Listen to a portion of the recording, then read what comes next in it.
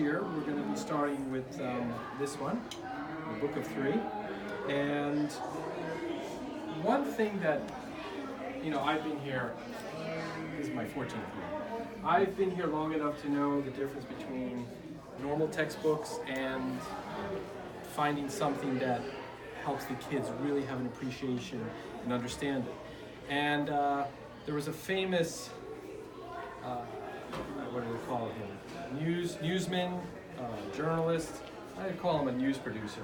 And people always ask him, what made your program very successful? And he said, if you want to become a great reporter, a great journalist, you have to do what people have done throughout the centuries, back to biblical time.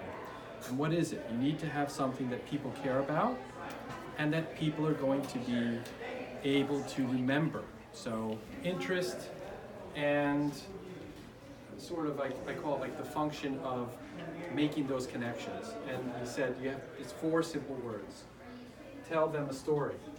And when you tell somebody a story, they can connect facts, they can connect information.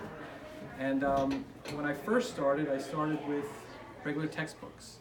And you'd get a list of words, and then the kids would try to remember them, and try to apply them, and try to, do all the different exercises. Then we'd move on to another lesson. But there was no connection between those words. It was kind of like just, can we, get the kids to just get this content in some form or another? And I thought, we speak in stories, we explain things, it's like, okay, the other day let's say I went to the store and I had a problem and I had to do this and this and this, and you can remember all of those little details because there's something that connects them. And that's how your mind works. It's always looking for connections. What better way than finding someone who's used a lot of wonderful words and has written them very well than to take a story. The kids like it, they enjoy what's happening to the characters, and I can find a good selection of content at different levels. So that's part of my process. I've developed all the curriculum myself that way, and I think it's now coming on 10 years. And you hone it a little bit, you change it a little bit, but the basic idea there is, can they use the words? Can they express themselves? Can they remember? And I've seen some of these kids come from 2nd grade and then leave them at the end of 5th grade, and they're like, oh, I remember that. And that was that book in 2nd grade. I remember that little story. And then I remember this other one. And the words come back to them, but they come back to them with a story. And you always remember those things that you enjoy.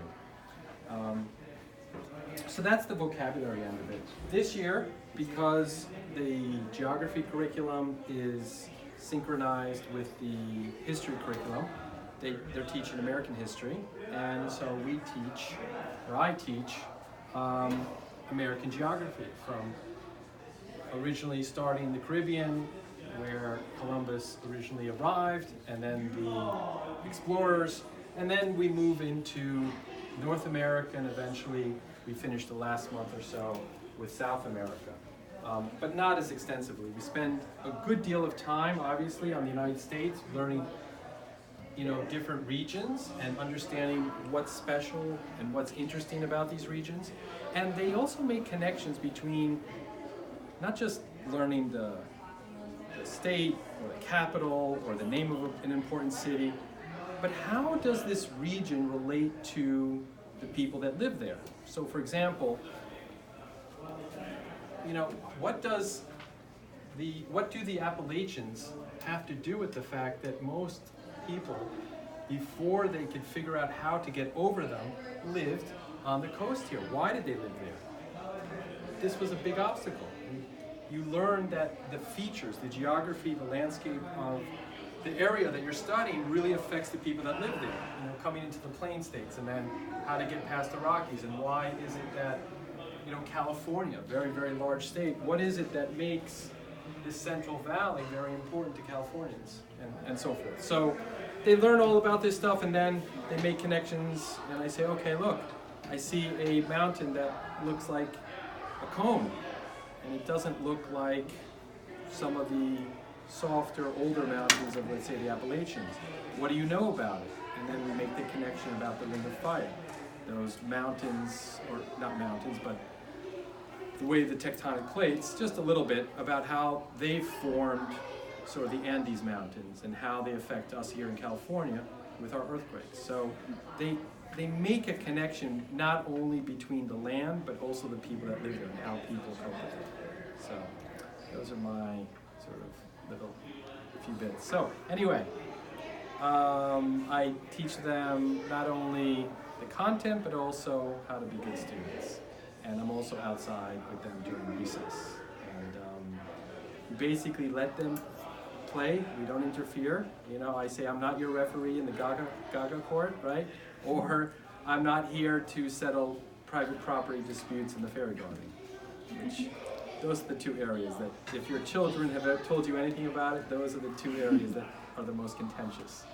But other than that, we really have a good set of kids here, and I'm glad that you guys came, and I'd like to answer any questions if you have any. So that's it. That's my little short presentation. Thank you. So if you have anything you'd like to ask me or you'd like to know about, like,